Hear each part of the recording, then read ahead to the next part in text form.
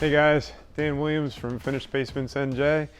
Just going to give you a peek into the progress of another job that we have nearby. We're at the framing stage. We're actually in the middle of framing. We have a few items that are just going to be buttoned up, and then we're going to try and commence and get it ready for plumbing and electric. Just a brief overview of some of the features of this job. As you can see, we just came down the slide, which comes down from the first floor. Near the slide is also a stairway from the first floor that's going to have a spindle handrail and a full theater on the side of that. They wanted a separate theater, so that's a different option that we allow for. We also have behind me, near the slide, is a cat room. It's a separate space for the cats to be, meant to be separate from the owners, but there'll be a full wall of glass to be able to see into them and see them playing. Behind me as well, we'll have a playroom for the kids.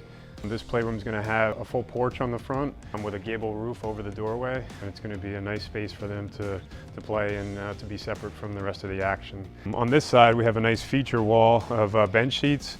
We kind of played off of that gable feel for a house, for a gable end of a house.